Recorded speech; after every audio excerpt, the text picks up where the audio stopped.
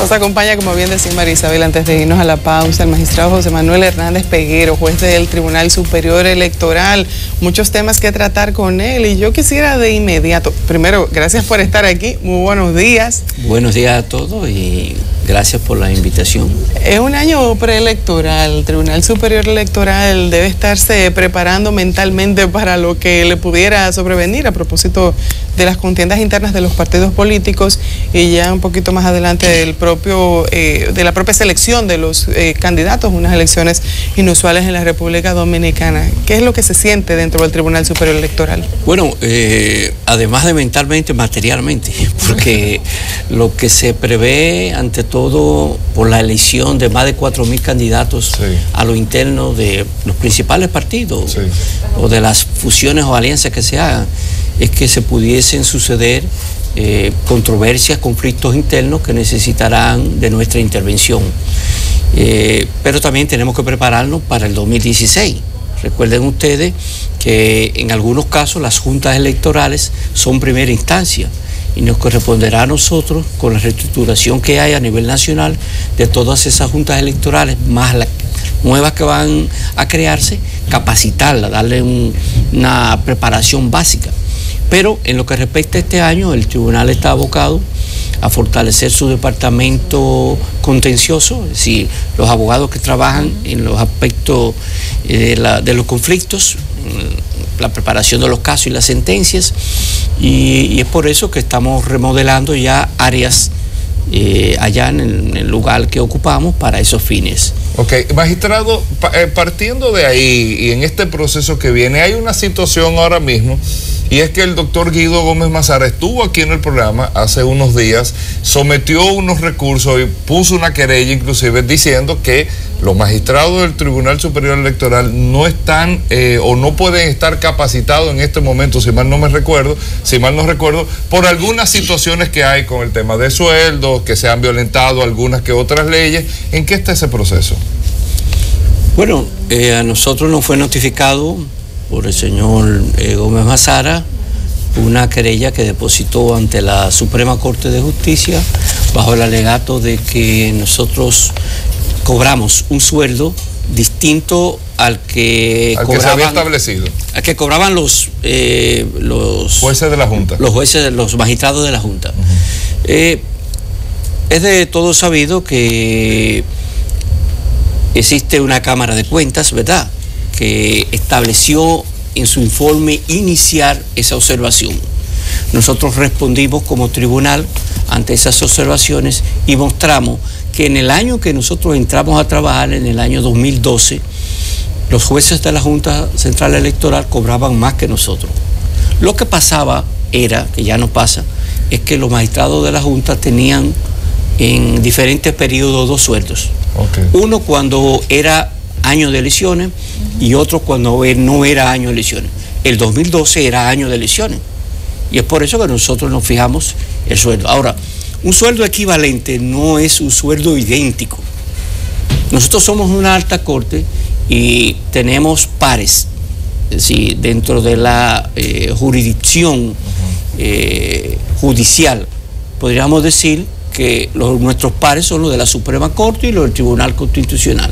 La disposición establecida en nuestra ley orgánica que quiere igualarnos en ciertos casos a la Junta Central Electoral es un error. De todas maneras es una disposición legal. Y la gente lo sigue viendo como que emana de alguna manera de esa Cámara que se convirtió en tribunal. Es un error, ¿entiendes?, del legislador, querernos equiparar a los magistrados de la Junta Central Electoral. Es decir, no estamos desmeritándolo a ellos, tampoco sobrevaluándolo nosotros. Lo que pasa es que son ya jerarquías e instancias muy diferentes. Aquello es una instancia administrativa y nosotros contenciosa. De todas maneras, nosotros respondimos a la Cámara de Cuentas y eso fue a la Procuraduría General de la República. Y el procurador entendió que no había razón. Magistrado, pero tenemos entendido que esta querella incluye además elementos que tienen que ver con nepotismo, manejo de influencias para favorecerse a sí mismos, no solamente en salarios, sino en incentivos y otro tipo de cosas. Y un manejo irregular de recursos dentro de la propia estructura del Tribunal Superior Electoral. ¿Están ya preparando su defensa? ¿Van a ir a Ya el tribunal... ¿Por dónde anda, además de este tema específico del salario, que entiendo que es solo uno dentro de varios temas que se tocan en la querella? Yo leí la querella y solamente se trataba de eso. Muy específicamente, el tema del salario. Creo que lo que se han anunciado es otras querellas, pero en lo que respecta a esta que está depositada ahora, que por demás debemos decir que es irregularmente depositada en la Suprema Corte de Justicia, porque como ustedes sabrán, hay separación de funciones entre lo que es la instancia judicial y es el Ministerio Público.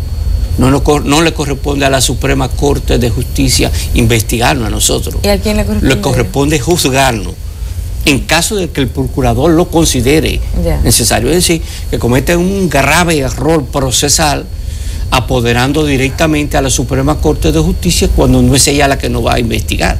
Es decir, al parecer se pretende con esto indicarle a la Suprema cuando diga, bueno, esto es irrecibible porque no somos nosotros los que tenemos que investigarlo a ustedes. Bueno, pero también lo que se perseguía se logró, es que ustedes no pueden, están inhabilitados de conocer procesos que competan a el señor Guido Gómez Mazara. Por lo menos eso fue lo que nos explicó aquí, él como abogado.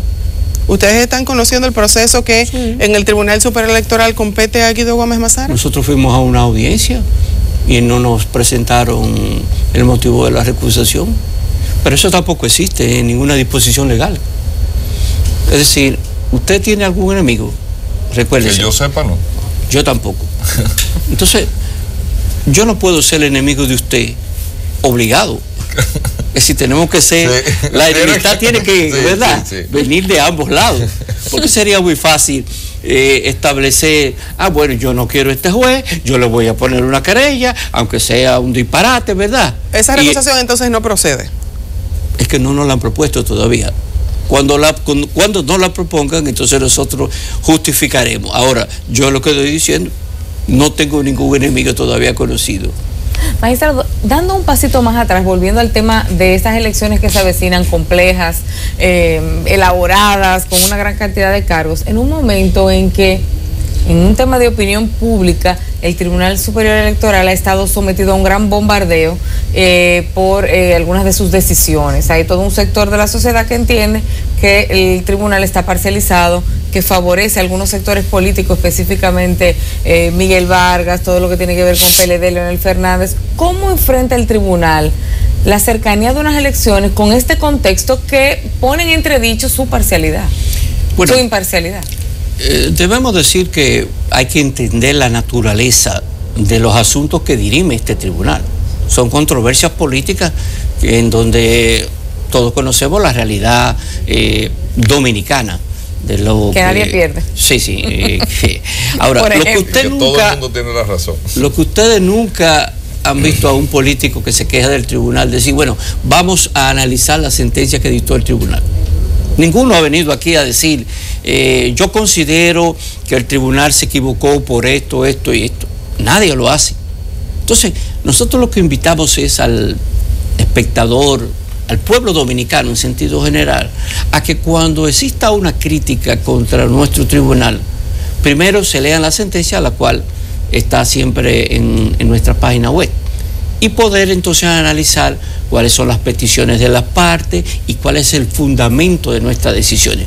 Evidentemente, República Dominicana, ante una falta de legislación procesal electoral, porque no la tenemos, nosotros hemos tenido que establecer en las jurisprudencias, consono con las disposiciones de otros tribunales latinoamericanos, ¿verdad?, una serie de disposiciones que no estaban acostumbrados acá.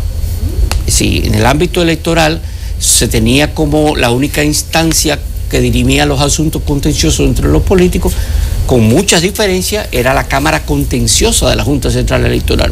Cuando pasa al Tribunal Superior Electoral, se crea, y nosotros establecemos a través del estudio del derecho comparativo y avalamos nuestras decisiones, es evidente que tenía que suceder esto. Ahora, lo importante es que los políticos entiendan que nosotros somos una instancia que dirimimos asuntos políticos, pero lo analizamos desde el punto de vista del derecho, no desde el punto de vista político. Es decir, nosotros, por ejemplo, como tribunal, no tenemos que darle la razón al que más gente tenga, es decir, el que más votos tenga. Pero eso el pueblo no lo entiende. Pero no tienen que darse los magistrados, disculpe, también tal vez desde el punto de vista de los estatutos de un partido. Lógico, eso sí, eso es derecho. Porque usted sabe que en el andamiaje legislativo existe Constitución de la República, claro, tratados, leyes, resoluciones, reglamentos o estatutos y reglamentos. Por ejemplo, el último caso de la nulidad de la convención del PRD. ¿Qué ocurrió? Que se presentaron libros de irregularidades. Sí. Por lo menos esas fueron las pruebas que presentaron ellos. Presentaron, ¿verdad? Nosotros no tuvimos necesidad de analizarlo. Porque si la parte que impugna unas elecciones brinca, ¿verdad?, salta una instancia, tenemos nosotros eso que arreglarlo. Evidentemente que no nos pidan una cosa que no se puede. ¿Y qué instancias saltaron? Exactamente. La primera instancia, que era de acuerdo al reglamento electoral de ese partido, una instancia que estaba instituida no en la mesa electoral, sino en el organismo municipal, que debió conocer primera instancia, las impugnaciones que se le hacían a las elecciones. Entonces, si la Constitución de la República da facultad reglamentaria y estatutaria a los partidos políticos para establecer sus procedimientos eleccionarios y de todo otro orden, ¿verdad?, y un tribunal, y un partido lo hace, nosotros no podemos decirle, no, usted lo hizo bien, aunque violó la primera instancia. Entonces, ese fue el resultado de esa sentencia. Ahora, nadie se ha sentado a analizar, ¿y por qué el tribunal falló así? Algunos dicen, un articulista dijo, un mero error procesal. No, el proceso está irregularmente llevado porque no se cumplió lo establecido en ese reglamento. Entonces ese fue el fundamento. Nosotros no dijimos en esa decisión si allí hubo irregularidades de fondo o no. Nosotros dijimos que en cuanto a la forma, el impugnante no cumplió lo establecido en el reglamento que regía esa convención. Magistrado, ¿ustedes están previendo que en los próximos meses los 2 o los 3 grandes partidos, los 5 partidos o todos los partidos de República Dominicana entren a su proceso interno de convención, sea elección de candidatos a diputados, senadores, regidores, síndicos y candidatos a la presidencia también, y donde en este proceso se van a dar muchas situaciones donde muchos candidatos van a decir, no, que yo gané en tal sitio, el otro, no, que me tocaba a mí? ¿Están preparados ustedes para eso? Porque no hay tiempo, las elecciones son el año que viene. El tribunal se ha abocado ya desde el año pasado en una reestructuración del personal que tiene que trabajar en esta área.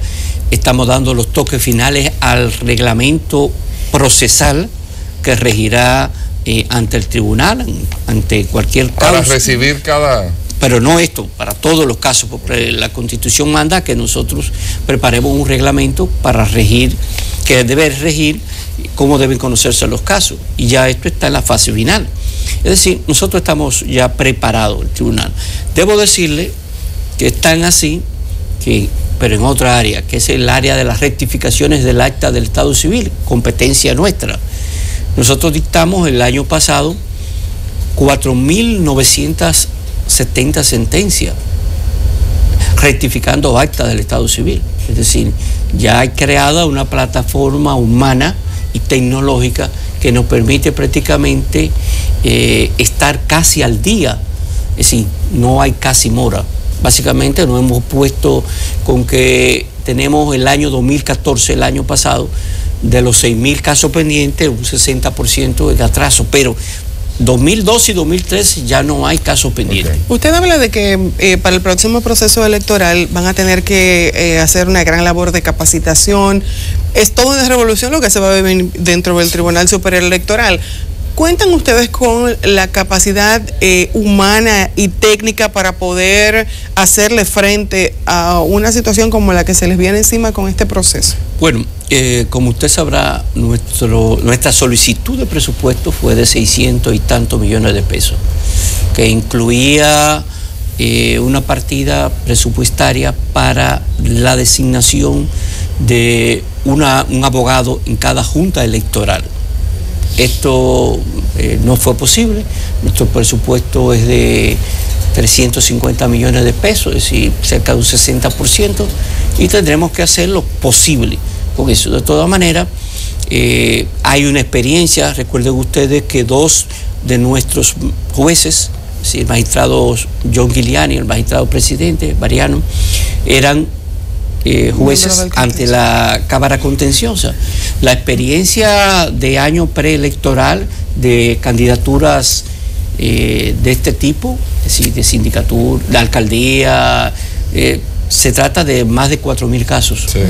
Y nosotros preveemos que van a haber más todavía. Son más de 4.000 candidaturas a lo que aspiran casi más de 10 personas en cada candidatura. Mucha gente. Sí, y entonces evidentemente estaríamos habilitando horarios distintos con formación del tribunal, porque están nuestros suplentes también, a los cuales deberíamos llamar en caso necesario.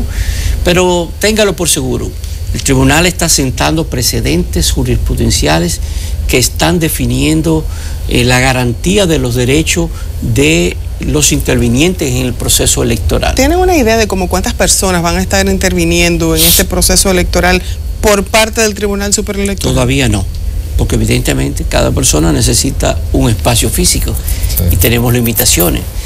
Actualmente estamos inaugurando un área que nos cedió el Instituto Cartográfico Militar, que opera en el primer piso del edificio, y eso nos ha permitido tener allí 60 abogados trabajando para el área de rectificación de actas de estado civil. Para que nuestros televidentes tengan una idea, ¿qué tipo de temas va a tener que dirimir el Tribunal Superior Electoral en este contexto? O sea, ¿qué tipo de demandas, de querellas le van a llegar a ustedes? No es que nosotros ya no hemos conocido, ya sí, nosotros tenemos la experiencia de procesos electorales a lo interno de los partidos. Evidentemente, aquí... Y que sí la han tenido. Sí. Han sido procesos que se han llevado más en los tribunales. El PRD se ha graduado ahí. Así mismo. Y no tan solo del PRD, sino también del PLD. Es decir, actualmente cursan 4 acciones todavía contestatarias sobre las decisiones a lo interno de la elección del Comité Central del PLD, que lo estamos conociendo.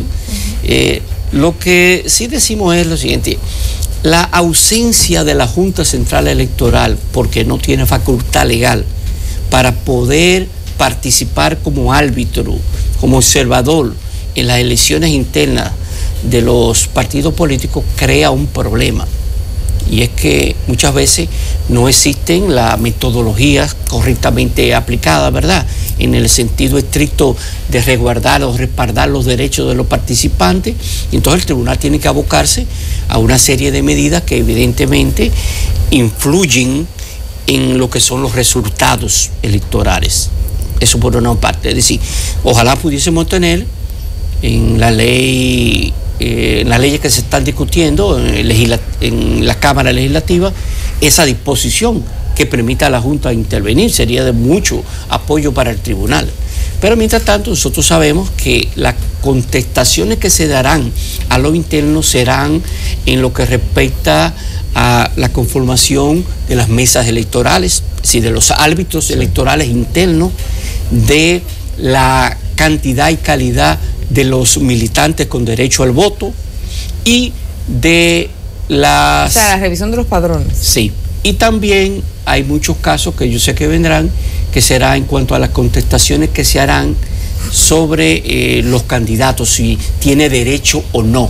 Y un último tema... Si ganó o no una convención, vamos a decir. No, si tiene derecho a participar o no. A ser o no candidato. A ser o no candidato. Y otro caso que podría venir es las atribuciones que se confieren los organismos máximos de los partidos para la escogencia de ciertas candidaturas cedidas a los partidos aliados, o que ellos quieren guardárselas sin convención para las reservas. Las reservas, sí. Entonces, evidentemente, el campo es amplio. Pero ustedes solamente actuarían en caso de que esté la solicitud por parte de alguna parte interesada. Si no, ustedes no actúan en el caso. Así mismo. Solamente nosotros podemos dictar sentencia si somos apoderados. Exacto. Evidentemente, tenemos libertad de poder, ante las peticiones de las partes, de recabar las pruebas. Una vez ocurridas las elecciones, por ejemplo, que se presente, como suele suceder, un candidato o el que no gana,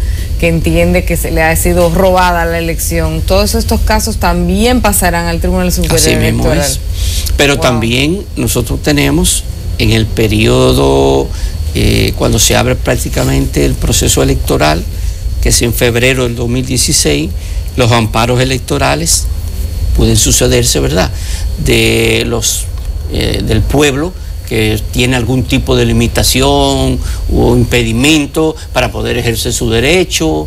Es decir, son innumerables los casos que se pudieran presentar. ¿Se espera que se produzca algún ruido con este tema de la renovación de la cédula? Ya han empezado desde algunos sectores de partidos políticos a decir que al invalidar la cédula anterior y no estar tan seguro que todo el mundo la va a poder renovar, que podría esto producir un impacto negativo en las elecciones. Ya hay voces que están hablando de ese tema. Tendríamos que esperar que llegue al tribunal. Evidentemente, la facultad reglamentaria de la Junta Central Electoral sobre el documento de identidad que ella expide es válido, es decir, no se le puede cuestionar. Yo creo que ha habido suficiente plazo y todavía queda 1 año y medio por delante, ¿verdad? Porque no se han cerrado la renovación. Lo que hay que motivar al ciudadano dominicano a que pueda dotarse de su cédula de identidad. A mí se me ha quedado el sinsabor de los procedimientos que tienen que cumplir los partidos cuando necesitan elevar una instancia. Usted decía que, por ejemplo, con el caso Guido, él se voló un procedimiento y por esa razón no pudo ser fallado en el Tribunal Superior Electoral. Se falló. Pero no al fondo. No exactamente, no al fondo.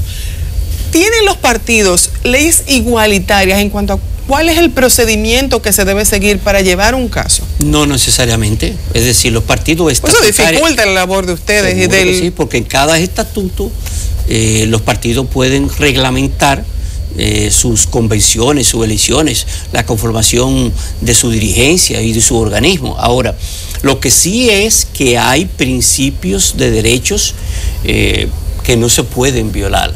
Por ejemplo, en el caso del PRD, no se le consagraba a los candidatos el derecho a tener un delegado. Eso fue allá. Sin embargo, dicen los abogados de Guido Gómez que eso era parte del fondo. No, pero escúchame, es que nosotros lo fallamos antes. Nosotros autorizamos a que los candidatos tuviesen derecho a tener un delegado. Es decir, nosotros nos fuimos más allá de las disposiciones internas y establecimos que constituía una violación a un derecho fundamental, es decir, a un derecho constitucional, usted impedirle a un candidato a no tener alguien que se base.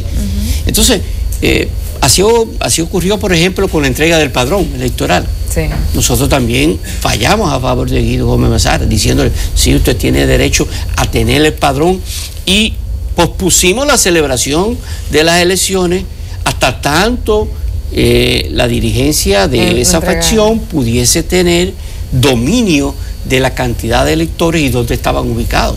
Es decir, nosotros vamos trazando con nuestra sentencia una jurisprudencia que consagra derechos fundamentales para que, independientemente de lo que a lo interno del partido no lo establezca, nosotros podamos garantizar ese derecho fundamental. Usted dijo que estaban trabajando en reglamentos y leyes para no tener que trabajar a través de sentar jurisprudencia, sino que ya haya.